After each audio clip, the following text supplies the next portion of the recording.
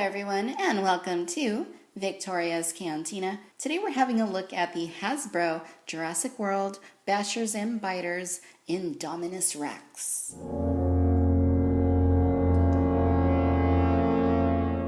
Alright, you guys, finally have this in my possession. Very excited to finally have the Indominus Rex Basher and Biter.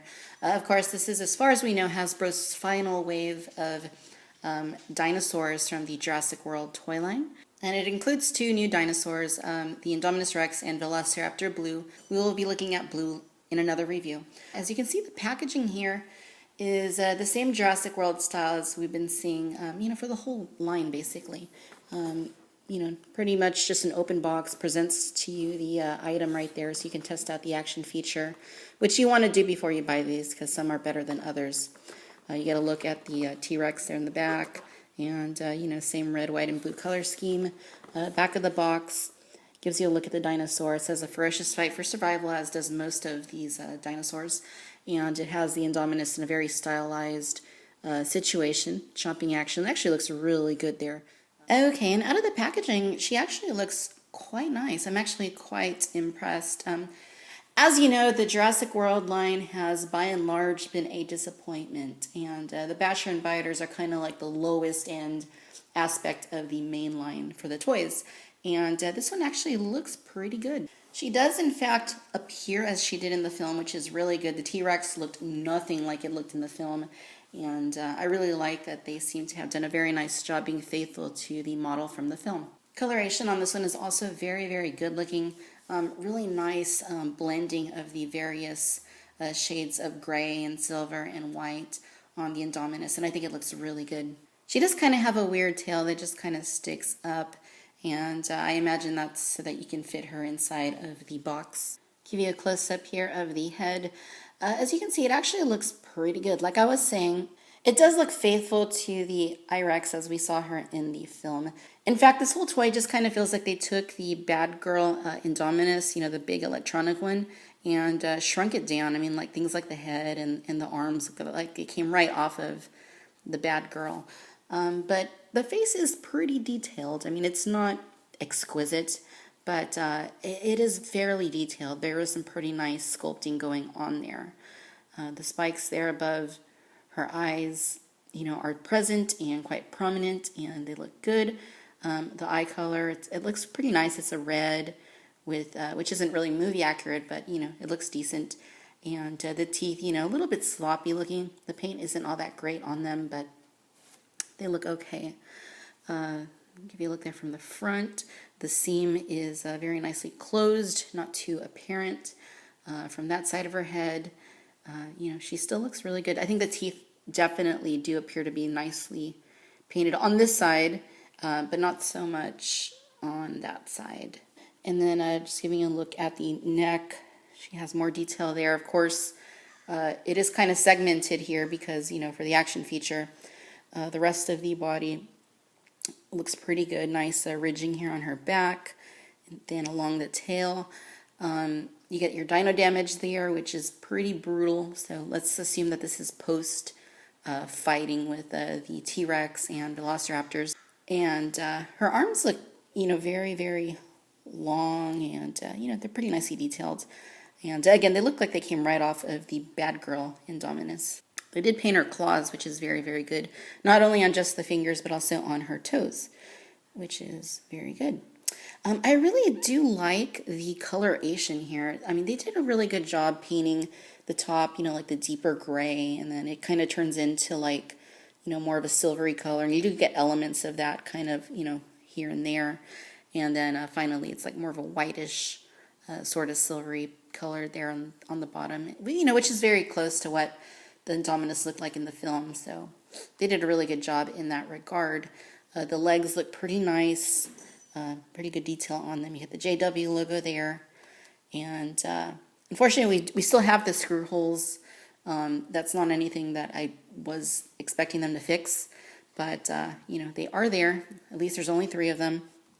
Like I said, her tail is a little bit more knobby looking. It's just kind of short and just sort of sticks up, which You know, I think it'd be a lot nicer if it just kind of went straight out, but they only have so much space to work with in the packaging, I suppose. You do get all the printed information there on her tail and the stamp, which is kind of ugly. It does feel pretty good in my hands. I mean, the joints on her are, you know, pretty nice and stiff. You don't get a whole lot of movement out of them. I mean, the arms do kind of go up like that, but you can't really get them to go down more than that. And the legs too, like this one kind of, you know, has some good movement, but that one, I guess it's just really stiff. Yeah, you can move them both, but they're very stiff. Getting her to stand isn't terribly hard, but her feet don't really sit flush on the surface. So you can kind of see that this foot right here is kind of angled and, you know, just prevents her from, you know, sitting 100% flush on the surface. But it's pretty good. I'm not really finding any problems getting her to stand, which is good. And I can also get her to stand in a, you know, more of an erect sort of position, just like that. So, you know, that's always a good thing. Now, of course, we know that Hasbro loves their action features. All of the Bashers and Biters have them. The difference with this one is that while the other Basher Biters had 2 action features, this one only has 1. And it works the same way. Basically, you're going to pull down on her tail, and then her mouth is going to open up and chomp. It works pretty well. It's actually very stiff, and I guess that could be a good thing in terms of longevity, but, you know, we'll just have to wait and see how that plays out. But, you know, it seems to work pretty decently. The inside of her mouth is, it's a little bit detailed. It is painted kind of the same color as the Indominus Rex that came with the Gyrosphere, you know, kind of like a mouth kind of color. They didn't paint that little square back there the same color, which they should have. You get a little bit of detail in there, but not a whole lot. Now, one of the best things about this Indominus is that we finally have an Indominus that is in scale with the Mosasaur. So you can finally reenact that scene where the Mosasaur takes down the Indominus, just like that. Alright, you guys, I'm going to give you a size comparison here with the I-Rex along with the Basher Biter T-Rex. You can see that the I-Rex is definitely bigger than the T-Rex, and Dr. Wu said that she would be bigger than the T-Rex when fully grown.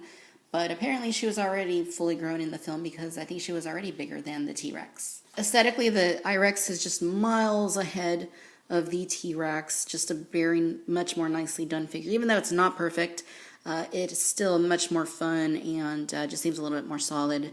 Alright, ladies and gentlemen, so there you have it. This is the Hasbro Jurassic World Bashers and Biters Indominus Rex. All in all, I gotta say, it is probably the best of the Basher Biters. What I really like about this one is that not only is it representative of the character as it appeared in the film, but it also looks quite nice and its action feature functions quite nice. I'm pretty pleased with it overall, more so than I actually expected I was going to be. It's sculpted very nicely. I am pretty impressed with the paint scheme, to be honest. I didn't think that Hasbro was going to do as nice a job on it as they did blending all the coloration and getting it, you know, to look close to what it appeared like in the film. Oh no, I gotta say, if you're collecting the Jurassic World line, or even if you're not collecting the Jurassic World line, this is the best of the Bashers and Biters that Hasbro has released. And I'm almost tempted to say that it is their best Indominus Rex as well. I really am a fan of the Bad Girl Indominus Rex, but mine can't even stand anymore because the legs are just so loose. Hasbro should have given it ratcheted legs so that it doesn't just topple forward. They didn't. This one stands just fine, so I kind of feel like I like this one a little bit better. It's probably something that's going to change down the road, but you know, I think that this is a pretty solid for Bashers and Biters level quality, which isn't asking for a whole lot. So on a scale of 1 to 5 stars, considering what the other Bashers and Biters were like, considering what the goal with something like this is, you know, being a $10-ish figure, I'm going to go ahead and give it 4 stars. I do like it, you know, a good bit. It's imperfect, but it is miles ahead of the other Basher Biter figures. All right, my friends, if you enjoyed this video, then I do encourage you to please like and subscribe.